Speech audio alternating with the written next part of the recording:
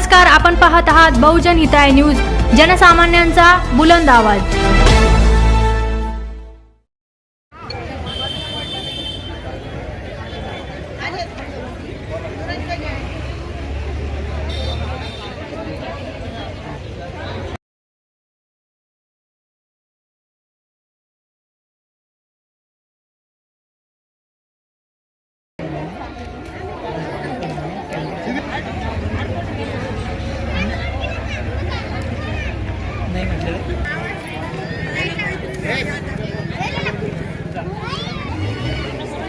Sir sir समोर बघा ना प्लीज।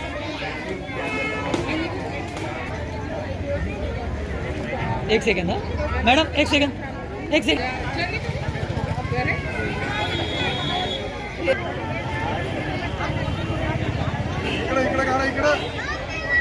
सगळ्यांचं घेतोय वेट हा नाही बरोबर आहे, पण मग त्याचं कसं चलो ठीक आहे ओके।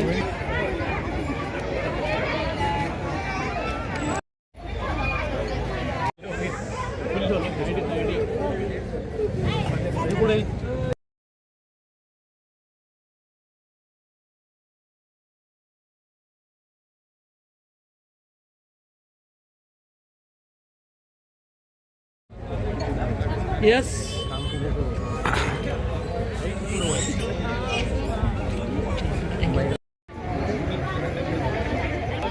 हा समोर कॅमेरा बघा इकडे।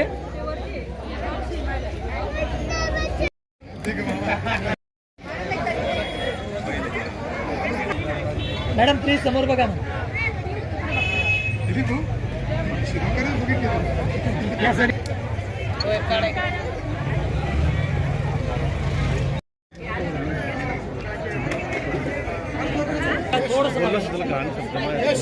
हाँ ठीक है, यस प्लीज।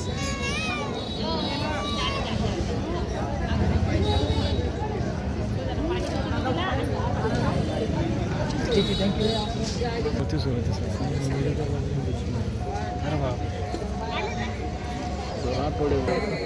जब सुधरते हो बच्चा खासा आगा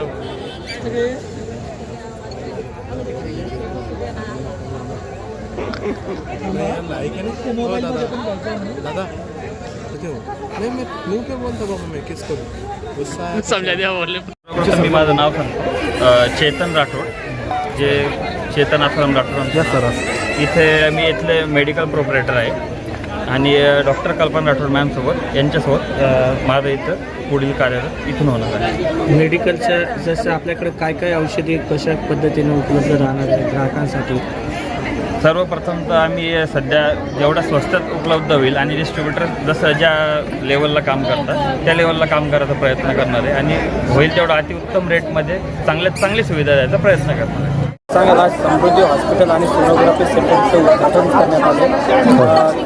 तुमच्या हॉस्पिटलचं काय असं वैशिष्ट्य आहे? हा, या होनाजीनगर आणि राधास्वामी कॉलनीमध्ये सोनोग्राफी आणि मोठं हॉस्पिटल नव्हतं, त्यासाठी आम्ही हे सुविधा सगळ्यांना उपलब्ध केली आहे। इथून तर जटवाडा ओव्हरपर्यंत सोनोग्राफी सेंटर कुठंच नाही, त्यासाठी आम्ही सोनोग्राफी सेंटर प्लस महिलांचं गायनेकॉलॉजिस्ट कोणीच डॉक्टर नव्हते, त्यासाठी आम्ही इथं उपलब्ध सुविधा केल्या आहेत। तरी सर्वांनी गरजू लोकांनी याचा लाभ घ्यावा। महिलांसाठी परिस्थिती जर समजा तिथं हॉस्पिटल नव्हतं तर त्याच्या संदर्भात काय सांगा? हां, गरजू प्रस्तुतीसाठी पण लोकांसाठी इथं सुविधा नव्हती आणि मॅडम पण नव्हते इथं महिलांसाठी चेकअपसाठी, तर त्यासाठी सुविधा उपलब्ध केल्या आहेत।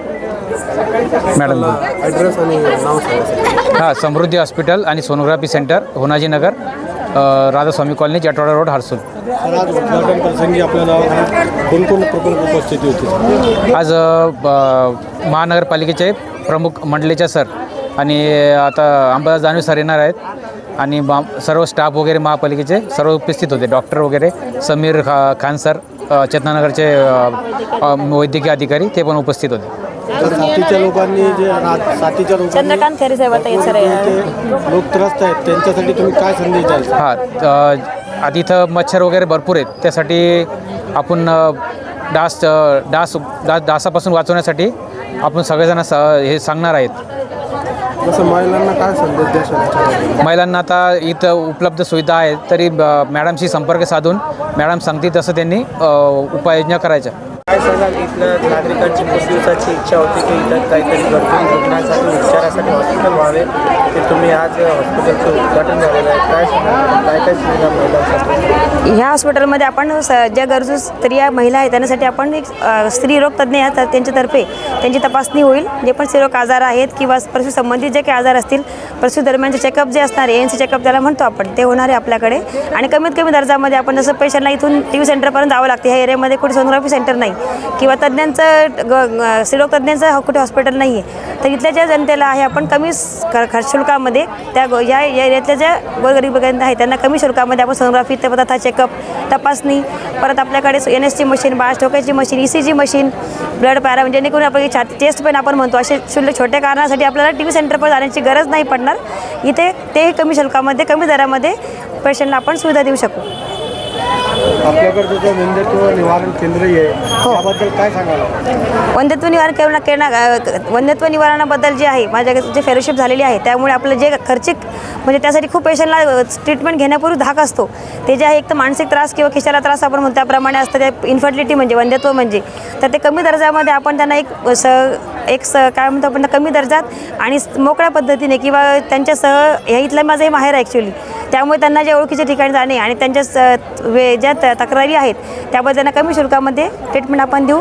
त्या संदर्भात आपल्याकडे उपचार होतील वंध्यत्वाबद्दल, प्लस त्या IUI किंवा IUI जी गरज पडेल ते सेटअप आपण आपल्या ज्या कमी दर्जाच्या ठिकाणी असेल त्या ठिकाणी पेशंटला पुढची सुविधा आपण उपलब्ध करून देऊ शकू.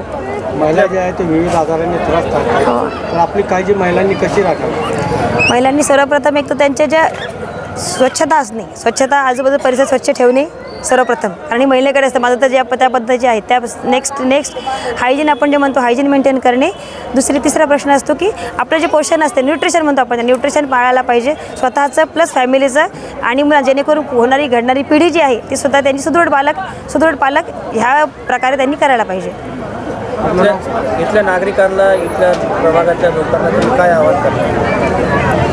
आव्हान सध्या हेच असेल की त्यांना स्वतः शरीराची काळजी घ्यावी, एक सर्वप्रथम बिमार होऊच नाही, आणि काही अडचणी आल्या तर आमच्याकडे सर्वप्रथम यावे. त्यानंतर यांना पुढे स्त्रीरोग तज्ज्ञाबद्दल तर आपण त्यांना माहिती देऊच उपचार, प्लस आपल्याकडे बालरोग तज्ज्ञ किंवा फिजिशियन जे आहेत ते ऑनकॉलच्या स्वरूपात आपल्याकडे उपलब्ध राहणार आहेत, त्यामुळे त्यांची सुविधा आपण त्यांना OPD मार्फत आपण त्यांना देऊ. IPD आपल्याकडे नाही आहे, पण त्यांना आपण त्याची पुढची सुविधा आपण तिथून पुढे जाण्यासाठी आपण सोयीस्कर तरी त्यांना मार्गदर्शन देऊ शकू. महिलांना प्रसूतीबाबत आपल्याकडे काय काय सुविधा आहे? प्रसूतीबाबत आपल्याकडे प्रसूती दरम्यानचं चेकअप, ANC चेकअप जे म्हणतो 9 महिन्यापर्यंत जे असतो, 3 महिने 6 महिने 5-9 महिन्यापर्यंत तपासणी जे होते त्या दरम्यानचे सगळे ब्लड टेस्ट आपल्याकडे होणार आहेत. त्या संदर्भांचे आपले जे बाळाच्या ठोक्यांची तपासणी असते ते होईल त्यांची, त्यांना योग्य सल्ला न्यूट्रिशनबद्दल जो दिला जातो ती तपासणी होईल. योग शिबिर आपण त्यांच्यासाठी आखणार आहोत, त्यांच्यासाठी जे काही त्यांना 9 महिन्यापर्यंत करायचे असतात किंवा व्यायाम असतो म्हणून आपण म्हणतो, प्रसूती सुलभ व्हावी त्यासाठीचे सर्व मार्गदर्शन शिबिर आपल्याकडे पुढे आपण यापुढे करणार आहोत. एक महिला ॲनिमियाने ग्रस्त आहे, कशाने ॲनिमियाने ग्रस्त, तेच सरस सांगितले. महिलांनी सर्वप्रथम आपल्या घरात न्यूट्रिशनचं सुरुवात जरी लहानपणापासून एक तर जन्मतः पौष्टिक आहार घ्यावा व्यवस्थित. लहान बाळांना जे ब्रेस्ट फीडिंग म्हणतो आपण ते व्यवस्थित असावं, ज्या लहान मुलं असतील त्याच्या पुढे शाळेत वाढत्या वयानं न्यूट्रिशन द्यावं.